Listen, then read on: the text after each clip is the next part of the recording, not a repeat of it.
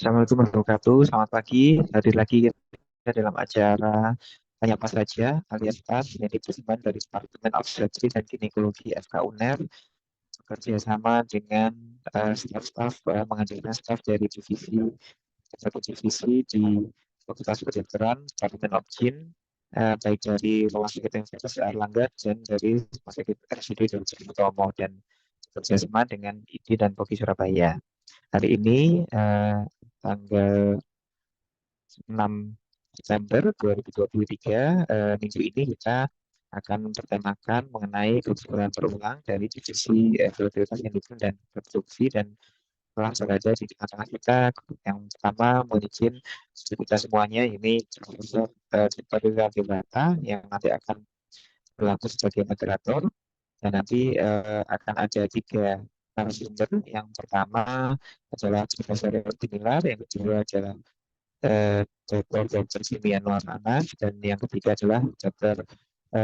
M.Nuji Nugraha. Sebelumnya, seperti biasa, kami persilakan kepada Dr. Brahmana Iskandar, selaku Ketua Departemen Obgyn FK UNER, untuk bisa memberikan sambutan. Pada Dr. Brahmana, kami persilakan. Assalamualaikum warahmatullahi wabarakatuh. Selamat pagi.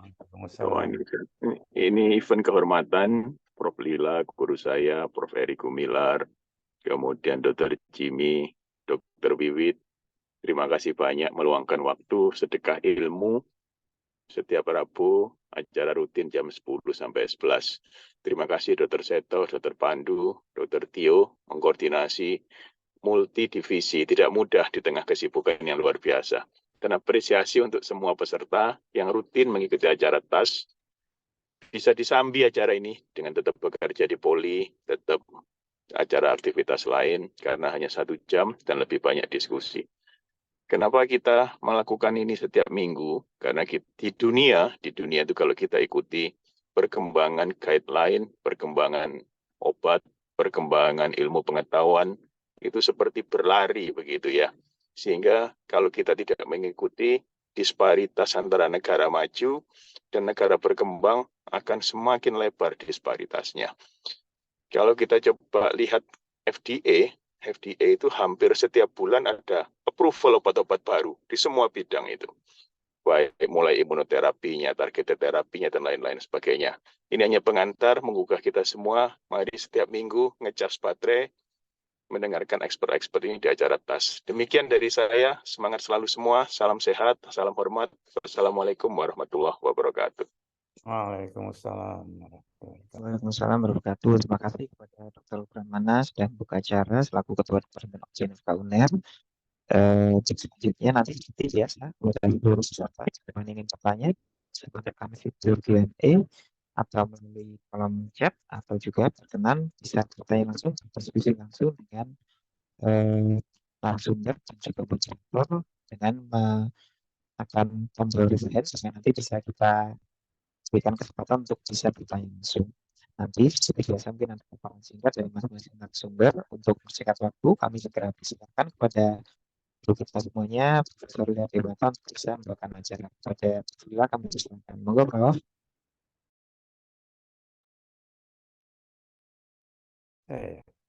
Oke. Baik, selamat pagi semuanya. Assalamualaikum warahmatullahi wabarakatuh. Pagi ini kita ketemu lagi dalam acara Tanya Apa Saja, dan dengan topik keguguran berulang ya.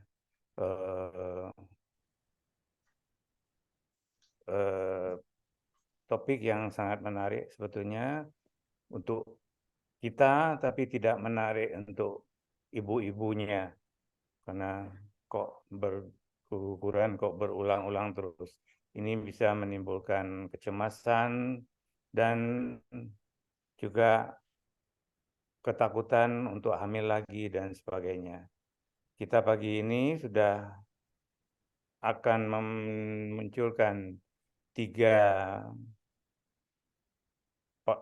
panelis yang akan melakukan jawaban atas pertanyaan-pertanyaan yang akan diajukan. Kita mempunyai Dr. Ardianta Widya Nugraha subspesialis obstetrik fertilitas, SPOG ya, semua SPOG, Dr. Jimmy Yanuar juga subspesialis fer, dan Dr. Eri Gumilar Dahlan ya, subspesialis KSM.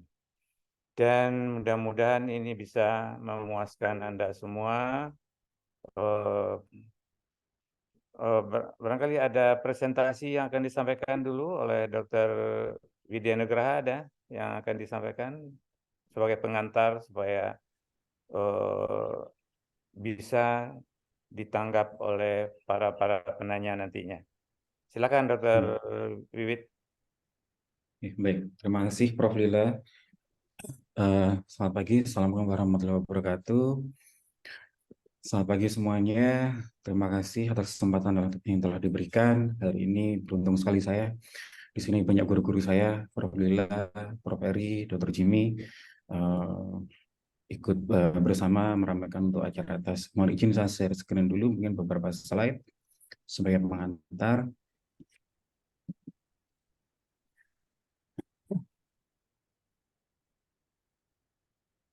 Baik, mungkin kita semua sudah tahu tentang keguguran berulang, jadi mungkin saya sedikit mereview tentang bagaimana journey untuk terjadinya kehamilan.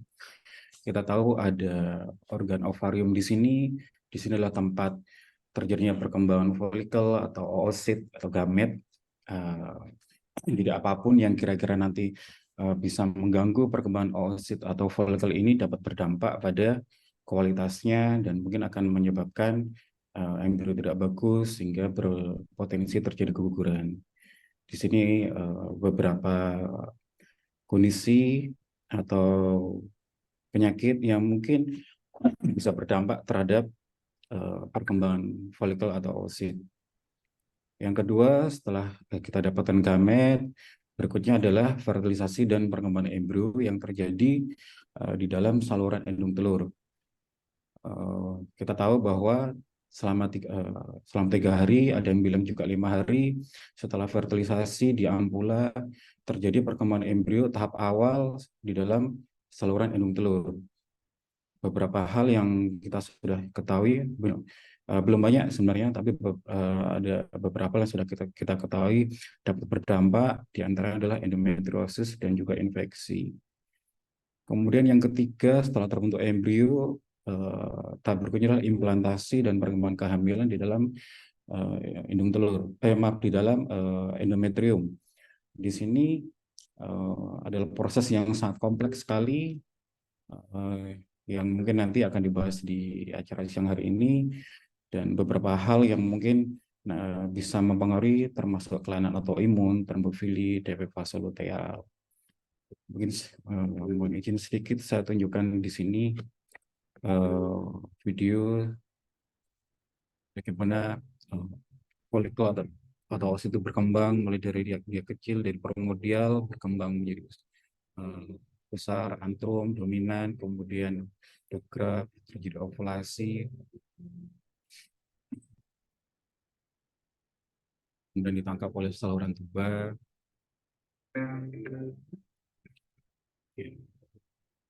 Ini adalah tahap pertama, bagaimana gamet itu terbentuk. Kita berharap gametnya bagus. Kemudian dalam saluran endung telur terjadi fertilisasi.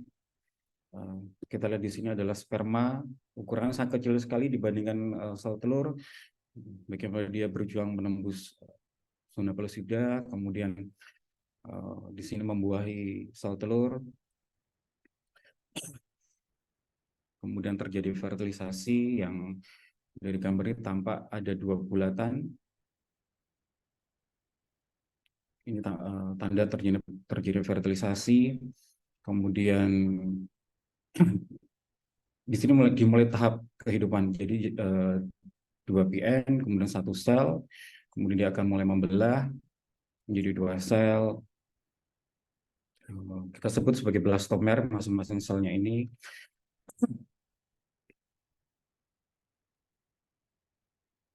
Berada di dalam saluran endung telur atau tuba falopis sekitar 3 hari, atau ada yang menyampaikan 5 hari. Kemudian di dalam endometrium. Di sini adalah proses yang sangat kompleks.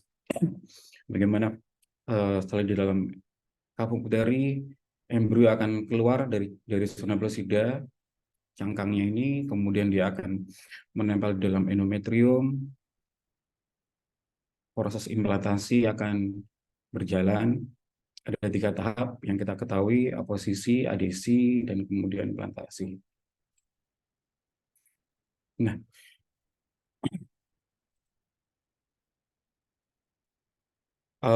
ini mungkin sudah tahu semua. Ini adalah konsep dari Hiferi untuk penanganan keguguran embrio, keguguran berulang. Nanti akan kita diskusikan bersama. Dan sini slide terakhir saya menyampaikan nanti bulan depan Hiferi Surabaya akan mengadakan acara PKB Fair di Hotel Bumi. Mungkin bagi yang belum mendaftar, mungkin bisa mendaftar. Kita bergabung sharing bersama mengenai tentang PCOS. Ada juga 2 workshop di sini tentang infertilitas dan inseminasi. Baik, demikian Prof. Lila, slide dari saya. Terima kasih. Terima kasih. Ini belum menyinggungnya ya. Barangkali Dr. Jimmy singkat ya, karena waktunya sempit. Nanti kita beri kesempatan untuk diskusi. Mengenai keguguran berulangnya belum tersinggung. Silakan Dr. Jimmy. Iya, Prof. Mungkin saya minta tolong panitia untuk share ya, share video slide saya tadi sudah saya. Ya, baik, selamat pagi. Assalamualaikum warahmatullahi wabarakatuh. Terima kasih atas kesempatannya, Prof. Lila, Prof. Eri, Dr. Wiwit. Senang sekali bisa berkumpul di acara Tanya Apa Saja, apalagi dengan topik yang cukup menarik ini, keguguran berulang ya. Ini memang kalau pas kedapatan pasien ini, dokternya pusing, pasien juga pusing, sama-sama pusingnya. Oke, monggo kita berusaha, kita belajar bersama. Monggo, next slide. Nah, baik, ini jadi kalau secara terminologi, memang dari Hiferi 2018 memang menyatakan bahwa keguguran berulang itu dikatakan berulang kalau dia lebih dari 2 kali berturut-turut dengan kehamilan kurang dari 20 minggu atau berat janin kurang dari 500 gram. Prevalensinya sebenarnya cukup jarang ya, 1-5%. Cuman ternyata prevalensinya meningkat pada pasien-pasien yang memang sudah pernah terjadi keguguran. Jadi kalau misalnya dia keguguran pertama, resiko untuk keguguran kedua lagi lebih tinggi. Kalau orang sudah keguguran 2 kali, kemudian hamil, itu resiko untuk keguguran yang ketiga sangat tinggi. Sehingga kita harus mencari penyebabnya, ya walaupun tentu belum tidak selalu mudah ya. Karena ternyata kalau melihat dari gambar ini, faktor risikonya banyak. Paling sering umur mempunyai peran penting, kemudian PCOS ini ternyata dari kelompok wanita dengan keguguran berulang itu insidennya sekitar 20-40%. Kemudian gaya hidup juga mempunyai peran yang penting, yaitu rokok, kemudian obesitas, itu juga ternyata mempunyai peran yang mungkin sering kita lupakan. Kita begitu kita mau ketemu pasien putus bulan, kita langsung berpikir lab dan USG dan sebagainya. Padahal anamnesis dan history taking itu mempunyai peran yang sangat besar. Apalagi karena pemeriksaannya banyak ya, mungkin seperti itu. Nah, memang repotnya adalah 40% sampai 50% itu dia unexplained. Artinya bisa jadi pasien ini kita kasih pengantar lab, semoga dia kembali dalam kondisi normal semua. Itu yang membuat kita semakin bingung. Oke, next. Berikutnya. Nah, kemudian saya ada 3 slide, ini slide kedua. Lalu evaluasi apa yang mungkin kira-kira bisa dilakukan? Kalau dari rekomendasi konsensus tersebut menyatakan bahwa nomor 1 adalah anamnesis dan history taking. Itu sangat penting perannya. Jadi kita bagaimana kegugurannya, apakah praembrionik ataukah embrionik, sudah ada detak jantungnya apa belum. Kemudian keluhan apa yang terjadi pada saat keguguran itu sangat penting sebenarnya dan bisa memberikan clue pada kita kira-kira pemeriksaan apa yang harus kita lakukan. Kemudian yang kedua USG. USG ini memang juga salah satu yang direkomendasikan untuk pemeriksaan rutin, mulai dari transvaginal yang secara rutin sampai dengan SIS atau HSG untuk mengevaluasi gangguan di anatomi. Itu rekomendasinya C sampai A. Nah, kemudian yang saya kasih warna biru ini adalah yang bisa dilakukan apabila ada indikasi. Misalnya ada kelainan gangguan haid, kemudian ada gejala-gejala keluar cairan dari puting susu, maka kita bisa memeriksakan prolaktin. Tapi tidak digunakan untuk rutin, jadi tidak untuk setiap kali pemeriksaan LPL kita periksa tersebut. Kemudian analisis genetik dan karyotype. Ini memang disarankan untuk pada pasien-pasien tertentu yang memang ada faktor risiko. Begitu juga trombofilia herediter. Ini memang disarankan. Nah, yang mungkin bisa kita pemeriksaan mungkin bisa sering kita periksa adalah screening antibodi fosfolipid, itu IgG, IgM, ACA, ya. Itu kita lakukan apabila memang ternyata orang ini kegugurannya sebelum 10 minggu misalnya, dan memang ada faktor-faktor risiko lain. Ya. Kemudian pemeriksaan TSH dan TPO ini juga cukup sering karena memang insidennya cukup tinggi, subklinikal hipotiroid. Nah, yang belum direkomendasikan karena memang belum cukup bukti adalah yang di sebelah kanan ini. Oke, next. Ya, ini adalah slide terakhir. Kemudian lalu penata laksana apa saja? Ya, tentu ya sesuai dengan temuan pada saat kita periksa. Ya, kalau misalnya ada kelainan genetik, ada risiko kelainan genetik, maka konseling genetik sampai PGD-SR, PGD-M sampai PGD-E. Kemudian modifikasi lifestyle dan penanganan resistensi insulin kalau memang ada gejala PCOS. Eradikasi infeksi. Infeksi ini ternyata di Indonesia ya mungkin karena termasuk negara tropis ya, itu tentu mempunyai peran penting dan memang ternyata infeksi yang diduga sangat berperan terhadap RPL atau abortus bulan adalah BV. Ya.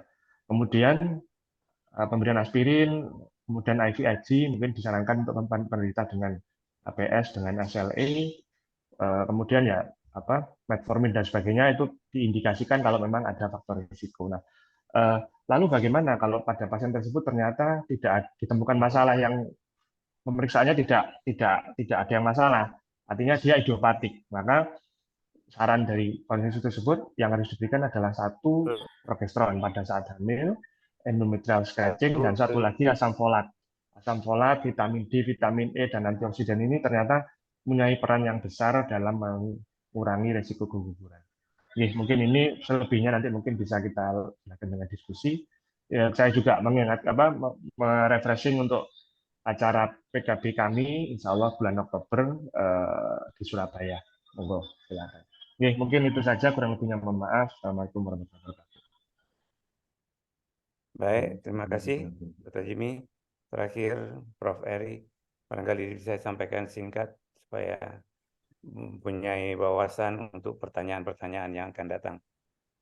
Silakan, Prof. Eri. Alhamdulillah, terima kasih Prof. Lila. Senang sekali bisa kumpul sama yang muda-muda, Dr. Jimmy sama Dr. Bibit. Ini belajar dari yang muda.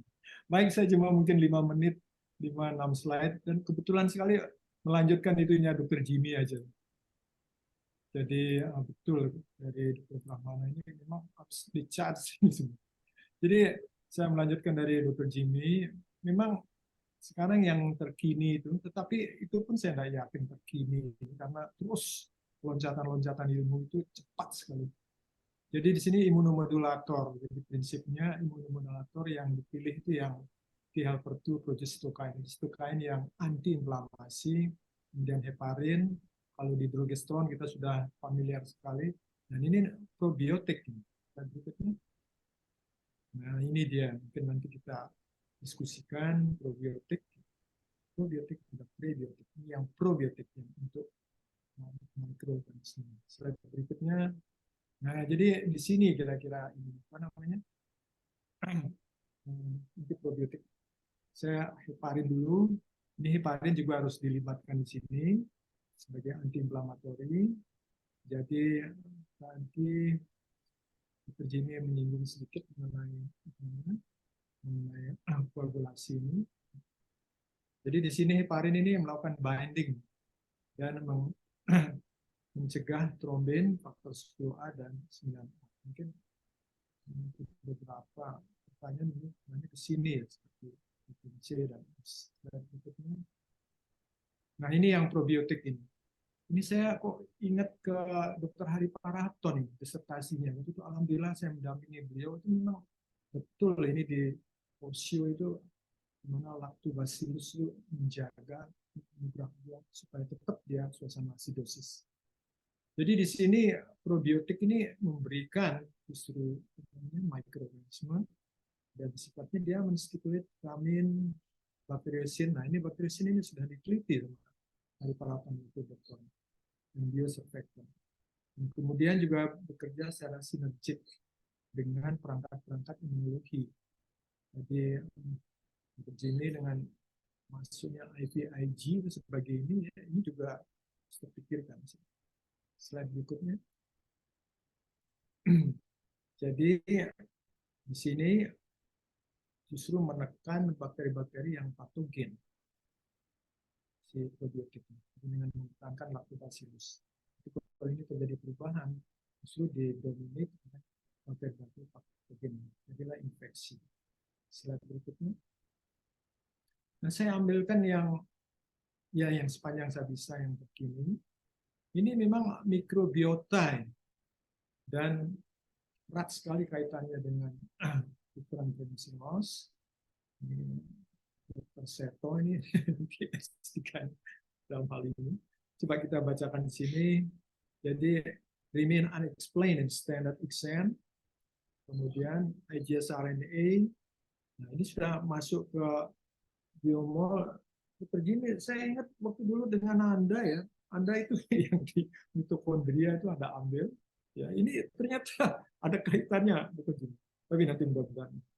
Nah, tadi Dr. Wiwit waktu blastocyst implanted into endometrium, wah ini benar-benar harus diperkaya dengan mikrobiota di endometrium. Jadi di sini kayaknya probiotik ini yang menjadi slide berikutnya. Nah, ini paper ini memang paper tahun 2019, jadi lactobacillus ini yang less abundant pada sampel-sampel yang APL. Jadi conclusion-nya microbiota atau dysbiosis ini akan ya inilah yang akan memberikan pengaruh yang jelek sehingga terjadi stimulasi dan terjadilah terus keguguran yang berulang pada reproductive tract. Slide berikutnya. Ini betul ini Dr. Jimmy ya, kita setuju ya bahwa sampai sekarang itu unexplained. Jadi Dr. Jimmy mengutip dengan kata-kata idiopatik betul ya, 40-50%. They are look still obscure, still dark. Apa penyebabnya tidak jelas. Jadi RPL ini multifaktorial, tadi sudah dijelaskan Dr.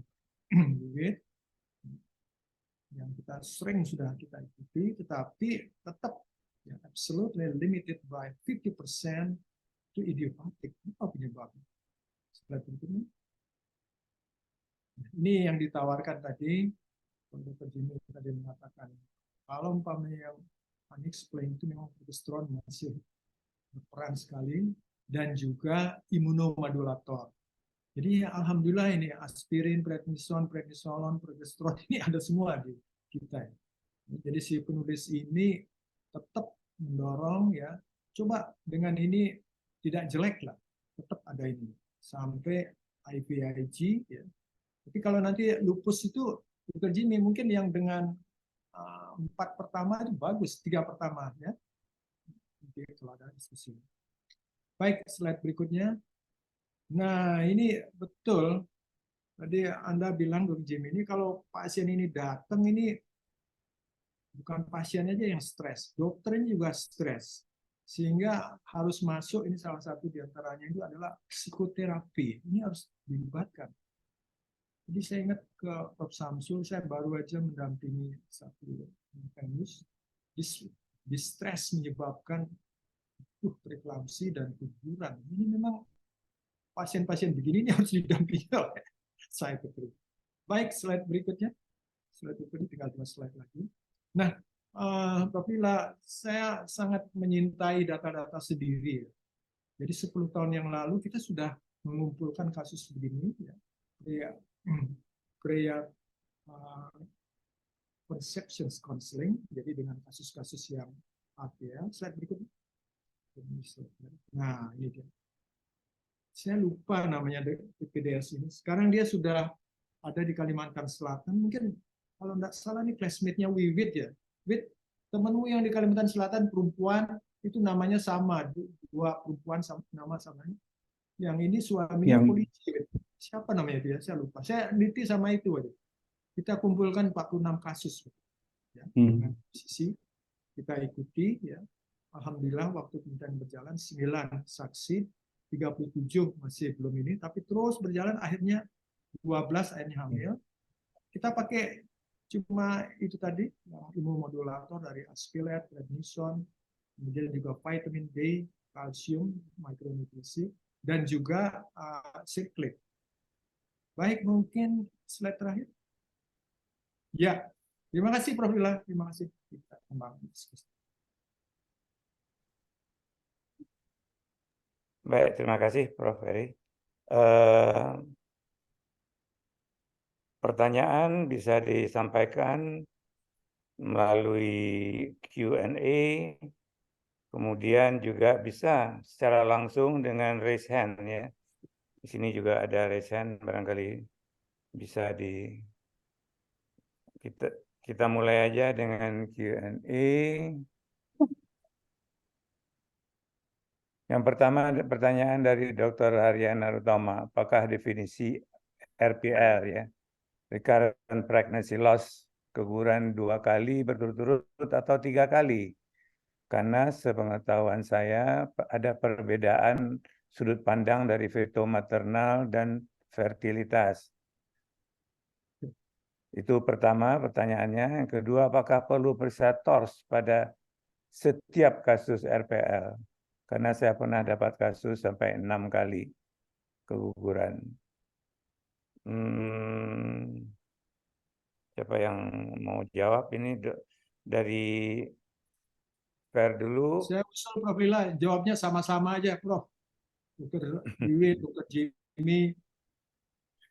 Saya, kalau perlu ya sampean juga Prof. Lila. Ya tadi dari Dr. Jimmy sudah disampaikan bahwa kalau sudah 2 kali turut-turut kita sudah harus, karena yang ketiga itu angka kejadiannya sangat tinggi. Walaupun mungkin definisinya 3 kali, tapi kalau sudah 2 kali kita sudah harus mencari, jangan sampai ke 3 kali. Apa setuju, Prof. Heri, Dr. Jimmy, Dr. Wiwit? Ayo Wit, Jim. Yes, setuju, Bro. Jadi kalau saya memang Prof, kalau sudah 2 kali kita memang harus sudah waspada, karena artinya ada sesuatu yang menetap yang menyebabkan keguguran secara berturut-turut. Itu mungkin harus kita evaluasi. Mungkin sekaligus menjawab yang kedua ya, yang TORS tadi. Memang toksoplasma dan rubella ini memang salah satu penyebab keguguran ya. Cuman untuk keguguran berulang memang masih belum cukup bukti ya. Yang justru yang kita sering lupakan itu adalah keputihan, suatu infeksi di organ genitalia dan sekitarnya ya, artinya vagina, terus infeksi kencing, itu justru yang berpotensi untuk terjadi keguguran berulang di sana, karena dia BV itu kan penyebabnya adalah kuman yang komensal ya, artinya memang sudah ada, dan pada orang hamil itu beresiko untuk dia semakin tumbuh. Kemudian yang kedua, ISK itu sering asimptomatis, yaitu artinya potensi-potensi sana bisa terjadi menyebabkan keguguran berulang. Itu mungkin yang harus kita investigasi lebih lanjut. Terima kasih. Ini mungkin Prof. Heri ya nanti. Ya. Apakah TORS itu bisa menyebabkan keguguran berulang? Nah, ini ada yang mengatakan kalau TORS itu, Prof. Heri ini jagonya toksoplasma zaman dulu. Kalau yang sering menyebabkan gangguan pada janin itu primary infection. Jadi kalau pertama kali dia kena tokso pada hamil muda, itu di mana antigennya belum ada, antibodinya belum ada, itu akan risikonya tinggi sekali. Nah, kalau sudah yang berulang, dia mestinya sudah punya antibodi. Nah, Prof. Heri, silakan jawab. Dan kalau nggak salah kita punya dulu beberapa kasus yang berulang ya, Prof. Heri. Zaman dulu tapi. Silakan, Prof. Heri. Terima kasih, Prof. Lila. Ya, Dr. Jimmy, memang pertama yang mengenai definisi RPL itu kita sudah putuskan kan waktu Prof. Hendy dengan saya 2018 di Denpasar gitu ya. Jadi apa namanya? FAIR sudah membuat polisi seperti itu. Jadi kan dasarnya kan 3 ya Dr. Jimmy. Pertama itu adalah kekerapannya 2 kali, kemudian kedua harus consecute, jadi berturut-turut. Kemudian yang satu lagi dia belum sampai 7 minggu, itu kita tegaskan demikian. Jadi masih embrionik ya. Tapi kalau umpamanya sudah keluar dari situ, misalnya pada umur kehamilan 16-18 minggu, itu sudah lain itu. Mungkin di sini lebih cenderung antiphospholipid syndrome. Nah, kemudian yang ini TORS ini ya Dr. Jimmy, saya juga tertarik tadi Anda mengatakan rubellanya ya. Tapi memang yang klasik itu seperti yang ditarakan Prof. Lila tadi, kalau mengenai toxoplasma itu memang harus dia dalam keadaan acute infection, satu, dan kedua tadi penjelasannya Prof. Lila, kalau sudah kena 1 kali, nah itu dari hostnya IgG itu sudah terbentuk dia. Ada IgG, ada IgM. IgM itu menunjukkan acute. Kalau IgG itu menunjukkan, nah ini tadi yang dikatakan Prof. Lila, ini suatu stamina, jadi host immunity. Tapi IgG itu jangan terlalu tinggi. Kalau dengan ELISA itu dilusinya atau titrasinya jangan melebihi 1/256. Itu kadang gitu. Tapi kalau masih 1/8, 1/16, 1/32, atau yang paling optimal 1/64 IgG. Nah, itu betul. Sampai sekarang Prof. Lila itu masih, justru si ibu ini nggak akan lagi secara teori dengan ukuran. Tapi apapun tetap tadi yang diingatkan oleh Dr. Jimmy, yaitu pada infeksi Tractus urinarius, ini kan ada wanita ini kan rektum itu dekat sekali dengan introitus vagina, sehingga E. coli ataupun yang lain itu mudah sekali. Jadi saya teringat sekali dengan itunya disertasinya Hari Paraton itu, dysbiosis itu di sini dia, waktu bacillus yang ada di Porcio itu, selain juga E. coli dia transmigran. Kan kalau ibu hamil itu uterus bertambah besar, bladder terangkat, sehingga apa namanya, refleksi dari apa kencing itu masuk ke ininya ya, sampai akhirnya dia terus membesar menjadi sumber infeksi. Jadi sepertinya cenderung tadi yang paper yang saya perlihatkan 2019 itu probiotiknya harus memegang peran sebenarnya. Demikian Prof. Lila. Baik, mudah-mudahan memuaskan jawabannya. Kita maju ke penanya kedua, Dr. Yuliati Iska. TORS sudah dijawab. Kemudian yang atau pernah BO, blighted ova, bisa keguguran berulang? Terima kasih. Barangkali Dr. Wiwit ada jawaban? Yang BO, TORS sudah, rasanya sudah tadi. Ya, enggak, Prof. Baik, terima kasih. Jadi kalau TORS tadi sudah terjawab semuanya, kemudian untuk yang BO ini apakah bisa guguran berulang? Kembali lagi pada proses bagaimana kehamilan terjadi tadi. Kalau kita bisa mendapatkan oosit yang bagus, kemudian proses meiosisnya itu jadi persematurasi intinya itu juga terbentuk dengan bagus, BO mungkin bisa dihindari. Nah, kalau kejadian BO ini yang pernah kita ketahui adalah bagaimana terjadinya gangguan pada proses maturasi inti atau bahkan saat terjadi disjunction pada kromosomnya, sehingga kalau kita ketahui bahwa BO ini kemungkinan besar hampir semuanya kalau dilakukan analisa kromosom terjadi kelainan kromosom di situ. Jadi ini kembali lagi pada kualitas dari oositnya tadi.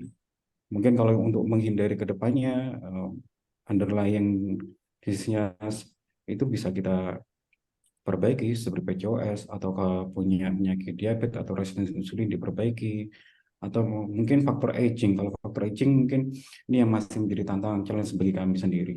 Baik, demikian Prof. Mungkin bisa ditambahkan sama Sinosaurus. Ya, jadi BO ini tadi underlying-nya apa? Itu jawabannya Dr. Wiwit. Kalau bisa ditangani, ya dia mestinya tidak berulang. Tapi bisa berulang kalau tidak ditangani. Demikian ya. Barangkali Prof. Heri ada tambahan. Ya. Pertama, Dr. Wiwit, saya senang sekali melihat slide-nya Anda itu, yang blastosis, ya, setelah perjalanan dari pars ampula masuk ke kapum putri, kemudian implanted di endometrium. Ya, jadi si embrio ini kan selain multiplikasi juga well differentiate, dia juga menjadi ectoderm, mesoderm. Nah, sekarang kita sharing kepada penanya ini bahwa kalau pasien datang dengan riwayat HPL, itu begitu planotes positif itu transvaginal itu sudah harus berperan di sini. Apakah ada vaginal sac? Nah, ini kalau saya usul ini harus dimonitor sampai 3 kali dalam waktu ya interval 10 hari. Tujuannya apa? Kita menjelaskan dulu apa yang disebut blighted ova.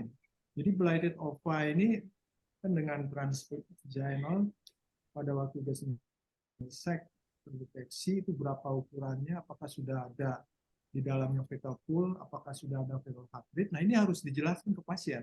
Tetapi kalau itu tidak ada, terus saja kita dengan interval yang pendek, 10 hari pertama, 10 hari kedua, 10 hari ketiga, sambil melakukan konseling pada pasien. Bu, insya Allah nanti pada pemeriksaan yang berikutnya kita akan melihat ya janinnya, kita akan melihat ya fetal heart rate-nya. Nah, itu harus diutarakan ini. Memang dokternya juga stres ini. Malah kadang-kala Prof. Mila, Dr. Jimmy, Dr. Wiwit, kalau saya dapat pasien gini, mudah-mudahan beliau tidak datang. Tidak tempat lain. Ini stres. Nah, kalau umpamanya itu tidak terlihat, fetal pool, apalagi itu, nah ini, blighted ova itu di sini. Jadi Dr. Wiwit, saya senang lihat gambaran itu yang blastosis itu kan, jadi kan kalau bisa diputar lagi itu ya, itu permukaan blastosis yang masuk implanted, ya, itu kan inner cell mass-nya itu yang implanted, kemudian di endometrium, ya, di situ ada syncytial trophoblast, ya. Nah, Jim, masih ingat nggak Jim? Itu Jim, Anda dulu menjelaskan dengan LIF, masih ingat nggak LIF? Ya Jim. Ya, ini sekarang baru saya baca tadi malam di paper, itu sekarang dikutak-atik, Jim. Karena kalau dengan riwayat apa namanya blighted ova, nah ini terus akhirnya itu larinya, wih, Jim, tadi itu ya Anda apa?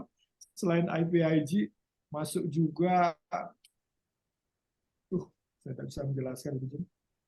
Jadi masuk di situ suatu terapi cobaan ini. Tapi perannya itu LIF itu tadi, supaya dia terus bisa berkembang inner cell mass-nya sehingga tumbuhlah fetal pool, terus fetal heart rate, kemudian terus membesar.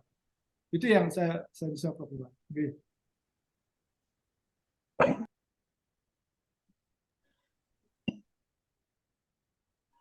Baik, terima kasih Prof. Heri.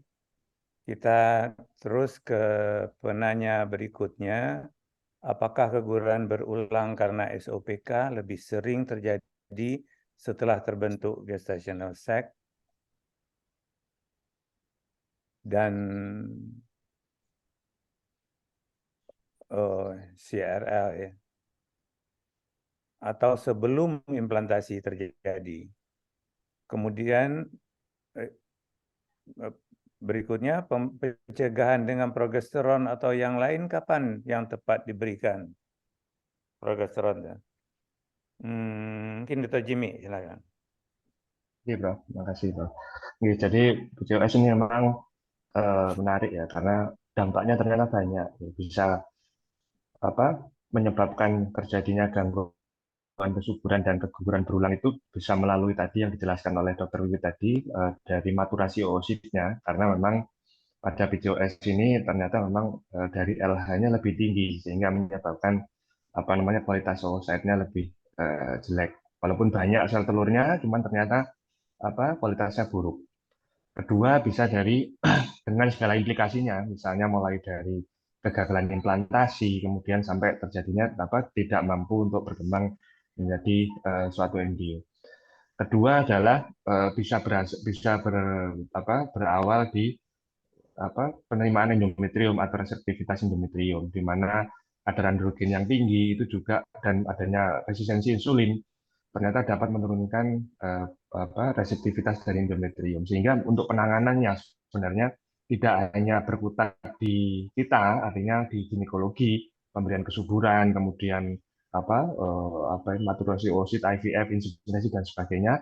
Cuman mungkin kita harus mundur lagi ke secara holistik, misalnya olahraga, modifikasi lifestyle, karena ternyata pola makan pun itu ternyata bisa menyebabkan perubahan atau misalnya karena terjadinya perubahan pola makan, maka ternyata bisa menyebabkan munculnya gejala PCOS walaupun orangnya masih belum obesitas, mungkin seperti itu. Jadi penanganannya ada dua, Prof. Mungkin secara holistik maupun secara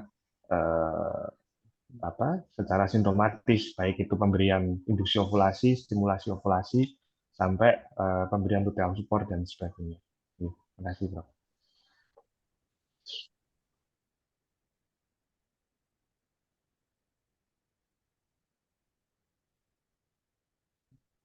Masih di mute, Prof. Kapan pemberian progesteron yang sebelum atau pencegahan itu? Kapan diberikan? Gitu. Jadi mungkin tergantung konteksnya, Prof. Kalau misalnya dari sisi keguguran berulang sendiri, kalau dari kondisi tersebut ternyata lebih lebih signifikan manfaatnya apabila sudah tampak adanya DJJ. Itu akan lebih baik, dan pilihannya mungkin bisa dari dihidrogeston atau mungkin dari yang pervaginam Micrones progesteron. Mungkin kita kembalikan lagi kepada pasien, mungkin bagaimana efek sampingnya, kemudian bagaimana kenyamanan dalam penggunaan preparatnya. Kemudian kalau dari konteks misalnya kita melakukan inseminasi, mungkin kita sarankan untuk memberi luteal support kalau misalnya pasien tersebut memang melibatkan gonadotropin dari awal untuk induksi atau stimulasi ovulasi, atau memang pasien tersebut ada gangguan ovulasi, maka mungkin ada baiknya kita berikan progesteron sejak awal. Mungkin seperti itu. Ya. Saya setuju, Dr. Jimmy, kan yang lalu baru topiknya luteal defect ya. Jadi luteal defect ini yang betul-betul diingatkan. Tapi sayangnya kita tidak punya tidak punya data ya di Indonesia ya. Saya usul kita coba teliti ya. Apakah ini sesuai dengan ini misteri atau bagaimana ya? Memang kalau sudah melihat follicular graph 2,8 sudah ini cocok dengan endometrial thickness-nya sudah 8 mili, 9 mili. Wah, ini rasanya lebih will be attracted to give progesterone ya, lebih dini ya, mulai dari hari ke-16 sampai selanjutnya. Tapi kita ingin tahu ya, mungkin Prof bilang wanita Indonesia itu luteal defect itu bagaimana itu ya, sedikit punya progesteron. Seperti inilah, seperti yang di Jakarta itu kan Prof Iko itu Jim, kan dia pernah nulis di Kompas ya, AMH-nya wanita Indonesia dulu. Nah, itu kan bagus sekali, itu karakteristik kita. Ya itu saudara. Terima kasih. Iya, Bang. Jadi memang data luteal defect di Indonesia memang masih belum nampak. Mungkin kita bisa merintis itu. Sangat menarik, Bro, pada orang Asia ini. Apalagi pada populasi keguguran berulang atau mungkin pada populasi pasien-pasien dengan infertilitas. Terima kasih, Pak. Baik, kita teruskan pada penanya berikutnya. Izin bertanya, apakah pemberian hormonal pada keguguran berulang bisa menyebabkan hirsutism? Berapa lama pemberian hormonal boleh diberikan? Bagaimana cara kerja asam folat untuk bumil? Ini lain pertanyaan. Barangkali Dr. Wiwit mau menjawab. Ya, baik. Terima kasih, Prof. Jadi pertanyaannya, pemberian hormonal dan penyebab hirsutism. Jadi kita perlu melihat hirsutism itu sering muncul kalau ada peningkatan dari kadar hormon androgen. Sehingga kalau kita berikan preparat progesteron atau progestagen, jangan diberikan yang preparator progestatin ini yang punya efek salah satunya androgenik. Ada banyak preparator yang beredar di masyarakat, di market ya, banyak itu. Jadi di sini kita perlu hati-hati kalau diberikan untuk penunjang fase luteal atau apa kadang kita memberikan pada mereka yang punya ada keluhan ancaman keguguran, ya kita berikan preparator progesteron yang non androgenik. Tadi sudah disampaikan Dr. Jimmy, pemberiannya itu dihidrogesteron, itu bisa diberikan per oral atau pemberian dengan micronized progesteron, itu bisa diberikan per vaginam, ada juga yang bisa diberikan per rektal. Tapi jangan diberikan per oral kalau micronized progesteron, karena metabolismenya di liver tinggi sekali, sehingga bioavailability-nya itu rendah sekali nanti di dalam darah, sehingga efek optimalnya tidak akan bisa kita capai. Kemudian diberikannya kalau melihat luteal placental luteal placental shift itu ada yang menyebutkan 8 sampai 10 minggu, atau bahkan ada yang menyebutkan hingga 12 minggu usia kehamilan. Cuma ya kadang-kadang kita di lapangan ya, saya pribadi kadang juga deg-degan juga kalau misalnya ini pasien-pasien yang sudah 10 tahun belum pernah hamil, kemudian penghamilannya itu sudah susah sekali dengan kos yang tinggi. Nah itu mungkin ada kebijakan masing-masing di lapangan. Begitu, Bro. Barangkali jawab itu macam progesteronnya ya. Saya udah lupa. Apa itu gestanon atau apa yang terakhir itu apa nama generiknya? Alistrenol. Itu yang menyebabkan hirsutism. Jadi kalau kita memberikan dihidrogesteron dan apa tadi atau estrogen, progesteron yang murni itu sebetulnya tidak ada risiko hirsutism. Apa namanya itu dulu sangat populer zaman saya dulu kita memakai gestanon, ternyata itu alistrenol, Bro. Apa? Alistrenol. Alil estrenol ya. Alistrenol. Itu yang sekarang sudah tidak dipakai lagi. Gitu. Jadi sebetulnya kalau memberikan seperti dihidrogesteron, kemudian sudah, Dr. Wiwi sudah. Barangkali Prof. Eri, asam folat itu untuk bumil itu apa? Ada pertanyaan, asam folat. Sekarang jadi primadona ini, asam folat ini. Jadi pada level molecular biology, asam folat itu kan sintesis DNA. Nah, ini semua sel memerlukan sintesis DNA dari replikasi, transkripsi, dan translasi. Jadi asam folat ini sangat dibutuhkan. Dosisnya juga memang ada beberapa tulisan jangan terlalu tinggi, kira-kira 400 sampai 1200 mikron. Jadi jangan terlalu tinggi juga ya. Kalau di Malaysia ini sudah ada tulisannya. Dan kelebihan asam folat ini dia bisa bekerja sama dengan misalnya dari mikronutrisi, ini sangat dibutuhkan ya. Kalau lihat gambarnya tadi, gambarnya Dr. Wiwit pada waktu implantasi, di sini mikronutrisi itu ini ya, selenium ini bekerja sama dengan asam folat, kemudian dengan kalsium juga, dan juga dengan progesteron, ini luar biasa valuable. Dan metformin ini, nah ini kuliahnya Prof. Samsul, ini kan sering gitu. Bagaimana clomiphen-citrat itu terus berkembang dengan bagus, malah ditambah vitamin D. Dan itu ya, Dr. Jimmy, yang tadi Anda ini kan, kalau sudah masuk ke fase ini, luteal, nah ini yang di sini sudah mulai ada memikirkan asam folatnya harus yang khusus ya. Kan, aduh ini tidak boleh ya nyebut ini. Karena etik juga. Kan ada asam folat yang baru ini. Ada yang klasik itu, kelemahannya itu setelah masuk ke tubuh kita, dia degradasi karena tidak cocok dengan enzimnya. Nah ini sekarang yang baru ini, ya ini urusan yang mereka. Tapi kita sebagai ilmuwan ya memang harus memanfaatkan. tapi tidak bisa lah nyebut namanya di sini. Demikian program asam folat ini memang terus dibutuhkan sampai untuk preterm, preeklamsi, RPL, dan juga kelainan kognital sudah jelas. Oke. Baik, terima kasih. Terima kasih, Prof. Heri. Kita lanjutkan pertanyaan berikutnya. Kembali ke PCOS, wanita tentunya sulit hamil. Setelah hamil, angka keguguran besar. Tadi dikatakan 20%. Bagaimana penanganan yang bisa mengurangi keguguran pada kasus PCOS yang berhasil hamil? Dan apa sama dengan abortus yang lain atau ada terapi khusus? Terjemi barangkali?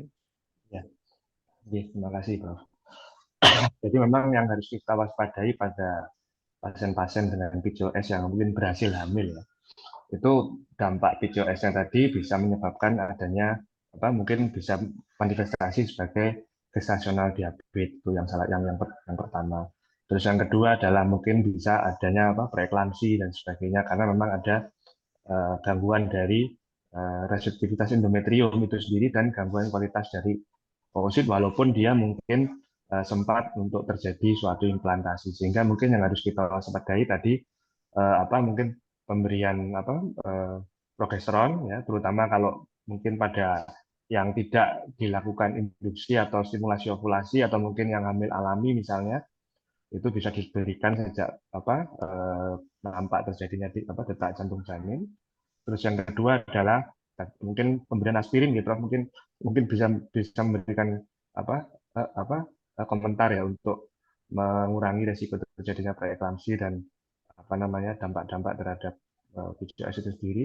Dan yang kedua adalah tentu namanya PCOS tentu secara jangka panjang adalah menjaga agar lifestyle dan olahraga yang cukup optimal sehingga tidak terjadi manifestasi pada PCOS tadi terhadap suatu kehamilan. Metformin sendiri memang kalau di pregnancy group itu termasuk yang golongan B, ya, sehingga mungkin masih bisa cuma disarankan untuk sampai pada trimester pertama. Jadi kalau sudah ketahuan hamil pada trimester pertama memang sebaiknya dihentikan, tidak dilanjutkan. Mungkin seperti itu, Pak. Terima kasih. Baik, terima kasih. Prof. Heri ada yang ditambahkan? Ya. Yang PCO. Ya.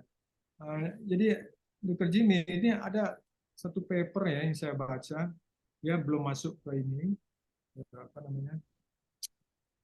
statistik, tapi paper ini bagus sekali karena penelitiannya 2 RCT.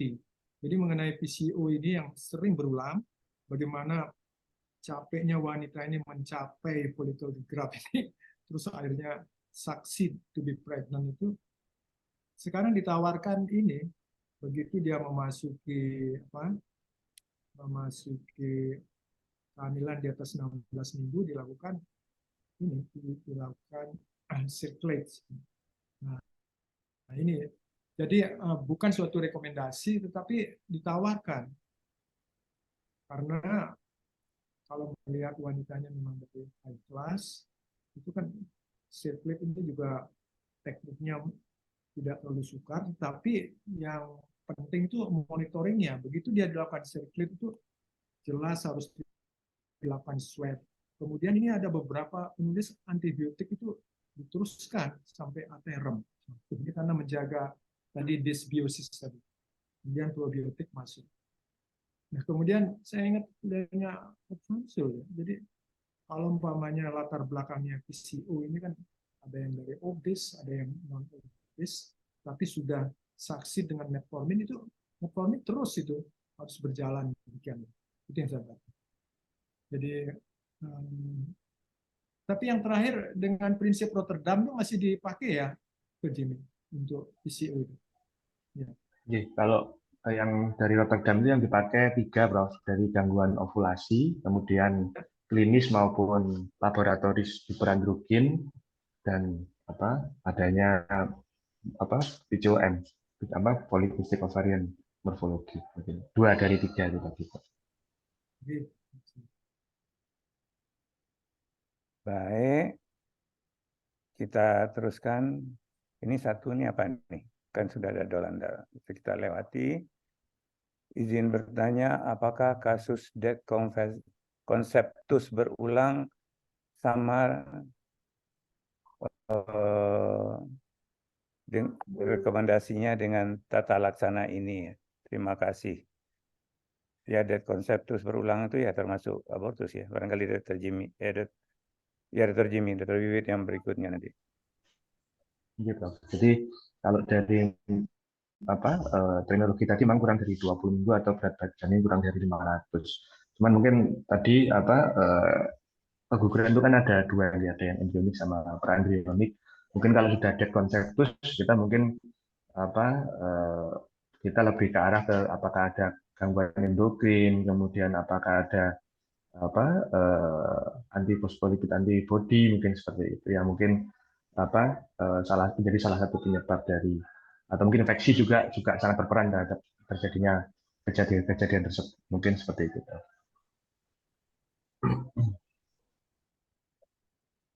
Prof. Heri mau nambah? Iya.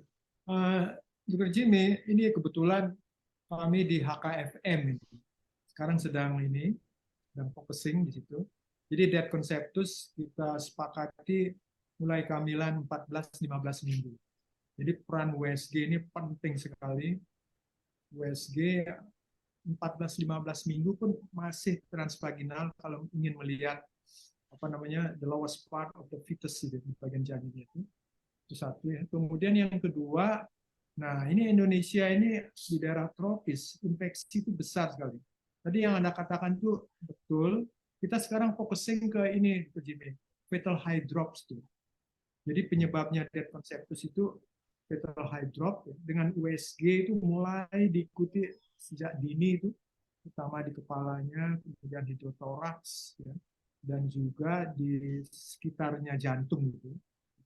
Nah, yang menjadi tantangan itu fetal hydrop ini kan penyebabnya imunologik dan non imunologik. Kalau imunologik itu ya sudah, itu resus, itu kita lebih terarah. Tapi kalau non imunologik, nah itu yang seperti Anda katakan.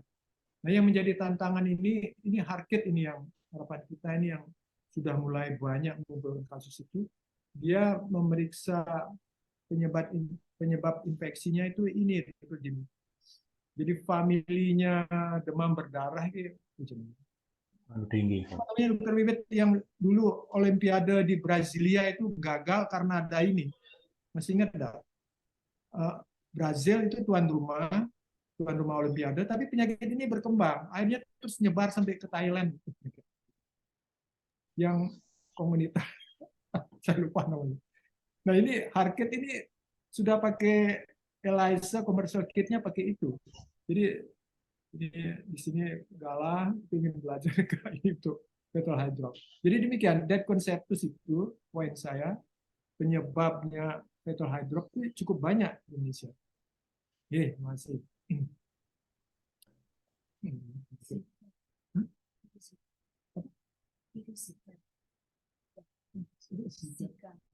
Satu pertanyaan lagi ya. Ya, namanya ini saya dibisiki dari sebelah, namanya Zika virus. Wah, pintar ini yang bisik. Virus Zika itu. Iya, betul. Kan sampai Rio de Janeiro, Brasilia itu hampir gagal menyelenggarakan Olimpiade itu karena dikatakan penyebaran. Ini masih. Maaf, ini waktunya sudah habis. Mungkin satu lagi untuk Dr. Wiwit nih. Izin bertanya, apakah ada peranan molecular adhesion pada DESI2 terhadap keguguran berulang? Dan adakah intervensi khususnya? Itu pertama, pada kondisi yang bagaimana diperlukan prednison dan prednisolon pada idiopathic RPL? Kapan sebaiknya dipertimbangkan endometrial scratching dan intralipid infusion pada RPL? Terima kasih. Pertanyaan pertama khusus untuk Dr. Wiwit. Ya, baik. Terima kasih, Prof. Lila. Ini pertanyaan yang sulit ini sebenarnya. Saya baca tiga-tiganya ini sebenarnya. Tadi mungkin nanti Prof. Heri bisa membantu. Jadi tadi seperti di video tadi, proses implantasi itu proses yang sangat multifaktorial, sangat kompleks sekali, melibatkan banyak senyawa kimia. Imunologi sangat berperan di situ, baik itu sitokin, sel-sel kekebalan tubuh, khususnya natural NK cell. Nah, tadi juga sempat saya singgung ada 3 proses, aposisi, adesi, dan implantasi. Jadi di sini yang kedua, yang adesi. Kalau pertanyaan apakah ada peran molekuler adesi, ya di tahap yang tadi adesi itu pasti jawabannya ada peran di situ. Kalau ada gangguan di situ, ya pasti juga tidak terjadi implantasi di situ. Nah, prosesnya apa? Nah, ini di sini sangat biomolekuler sekali, Prof. Lila. Mungkin nanti Prof. Lila bisa, Prof. R yang bisa membantu. Kemudian yang kedua, pada kondisi apa diperlukan prednison dan prednisolon pada idiopatik RPL. Ini belum suatu konsensus, tapi ada satu penelitian, saya lupa penelitian siapa, yang menyebutkan, tapi ini studi empirik, bukan suatu studi yang studi seperti kita melakukan studi yang RCT dan sebagainya yang ini pengalaman empirik. Jadi dengan pemberian kombinasi prednison 20 mg dengan progesteron, di situ disebutkan dihidrogesteron 20 mg, jadi 10 pagi, 10 mg malam, dan dikombinasi dengan aspilet. Pemberian prednison dan dihidrogesteron diberikan sampai 12 minggu, kemudian pemberian aspilet diberikan sampai 28 minggu. Di situ penelitian itu menyebutkan kalau angka kelahiran hidupnya lebih tinggi dibandingkan yang tidak mendapatkan terapi ini. Tapi sekali lagi penelitian itu baru sekedar laporan secara empiris, bukan suatu konsensus. Mungkin itu, Prof. Lila. Yang nomor 3. Yang ketiga, scratching dan intralipid. Ini yang scratching itu kalau untuk ini mungkin program hamil ya. Kalau untuk program hamil natural, scratching kita tidak pernah menerapkan karena kesulitan bagaimana kita melakukannya untuk melihat kapan terjadi ini proses implantasi. Sulit. Mungkin ini sering kita lakukan pada saat kita lakukan inseminasi atau mungkin waktu embrio transfer berbeda. Memang diduga tindakan melakukan endometrial scratching maupun intralipid infusion ini bisa membantu proses implantasi dari embrio di dalam endometrium. Namun sekali lagi ini baru terapi tambahan adjuvan, bukan suatu konsensus yang wajib atau harus kita lakukan secara rutin. Baik, itu Prof. Lila. Mungkin Dr. Jimmy bisa menambahkan punya pengalaman mungkin. Ya. Baik, terakhir Prof. Heri. Kalau ada tambahan, kalau enggak ya saya kembali. Ini yang bagus sekali, ini pertanyaan memang ini untuk kita bersama ini. Adhesion molecule ya. Jadi gambarnya Dr. Wiwit itu jelas sekali tadi bahwa inner cell mass dari blastocyst pada waktu implanted di endometrium. Nah, di sini mulai itu. Tadi saya sudah katakan Jim itu LIF itu berperan di sini supaya dia lebih dalam. Tadi kan aposisi, adesi, dan implantasi. Nah, selain itu juga ini imunologi di sini, makanya sitokin ini diperlukan di sini. Di sini memang saya lebih cenderung papernya Cina ini. Penelitian luar biasa, yaitu sitokin yang pro-inflamasi. Itu sebenarnya jahat ya, tetapi dibutuhkan. Memang Allah itulah yang maha tahu.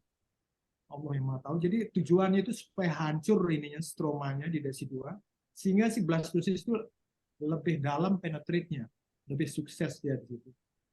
Nah, terus kemudian baru Dr. Jimmy tadi presentasinya Anda itu, kita ini kalau yang anates ini, ya, yang untuk lupus, itu memang lebih cenderung pada RPL yang masih usia muda, tidak sampai yang sukses sampai 19-20 minggu. Jadi yang autoantibody ini dia. Jadi kan selama ini dengan penyakit dalam tuh imunologisnya interno itu baru 5 autoantibody aja, padahal ada 19. 5 diantaranya itu ya sudah lumayan bisa di laboratorium swasta sudah bisa. Jadi poin saya itu memang betul imunomodulator itu yang sudah dijelaskan oleh Dr. Wiwit, mulai aspilate, prednison, kemudian harus dilengkapi juga dengan mikronutrisi, selenium, kalsium, dan juga ini apa namanya itu yang untuk low molecular weight heparin. Ini penting, tetapi kita tidak seperti internal itu, waduh, tiap hari dijosin sampai hancur. Tidak, kita lebih jarang. Nah, hanya paper itu mengatakan kalau Anda sudah ragu, putus asa, kalau perlu yang paling akhir tuh ini Jim, IVIG. Itu masuk, itu masuk. Itu biasanya internal kalau sudah ini, sudah itu aja terakhir. Jadi itu kan sebenarnya gamma globulin itu dimasukkan semua itu, semua antibodi, kumpulan antibodi. Terima kasih. Prof Lila, itu memang harus kembali ke ini, Prof. Kalau saya setuju, saya maaf ya, kalau saya salah di Al-Quran itu sudah jelas surah Al-An'am, surah nomor 6, ayat nomor 59. Prof. Itu saya, kalau ingat itu, maaf kalau saya salah, pokoknya Bismillahirrahmanirrahim. Wa indahu mafatihul ghaib. Kegaiban itu ada pada Allah. Jadi kita ini yang kita ketahui itu sangat sedikit, yang tidak diketahui itu yang sangat banyak. Ya, terima kasih. Baik, terima kasih Prof. Eri, Dr. Jimmy, Dr. Wiwit. Saya minta maaf bahwa saya sudah lebih dari 10 menit untuk pada intinya kalau terjadi untuk mencegah kejadian ini, pemeriksaannya tadi dari Dr. Jimmy ada pemeriksaan dasar, kemudian yang lainnya kalau ada indikasi. Jadi tidak semuanya semua diperiksa setiapnya. Yang sederhana aja dulu, yang dimulai dengan anamnesis yang rinci, yang teratur, kemudian baru kita melakukan pemeriksaan, rencana pemeriksaan dan penanganan. Dan tidak semuanya harus dilakukan sekaligus. Ada yang atas indikasi, kalau enggak ya. Ada yang pokok tadi, itu sudah dijelaskan.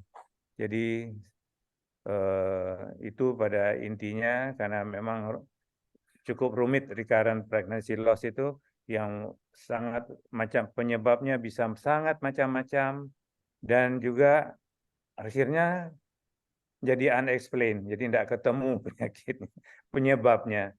Jadi kita hanya bisa berusaha seperti ayat yang disebutkan Prof. Eri tadi, Allah Maha Kuasa. Jadi insya Allah kalau kita sudah berusaha dengan baik, kita bisa berhasil. Maaf ada Dr. Masyita, Dr. Marini ini yang belum sempat. Nanti insya Allah para pembicara nanti bisa memberikan tertulis sama Dr. Maike Irwan. Ada 3 pertanyaan yang belum terjawab. Mudah-mudahan panitia bisa memberi kesempatan untuk Prof. Eri, Dr. Jimmy, Dr. Wiwit untuk menjawabnya tertulis. Saya kembalikan kepada Dr. Seto. Terima kasih semuanya atas yang hadir. Saya tutup. Assalamualaikum warahmatullahi wabarakatuh. Saya kembalikan kepada Waalaikumsalam warahmatullahi wabarakatuh. Mohon Prof. Tambahkan saja. Jadi hari ini kelas banyak, mungkin ada pertanyaan banyak yang mungkin seperti jawabannya dari Feb ya. Jadi mungkin nanti kita akan bikin seri yang kedua, atau nanti mungkin kita akan banyak terjawab pada saat PKB Fair bulan depan, insya Allah bulan Agustus, bulan Oktober. Nanti silakan bisa daftar di Mbak Yanti atau mungkin nanti dari flyer yang tersedia. Sekali lagi terima kasih. Kami akhiri. Assalamualaikum warahmatullahi wabarakatuh.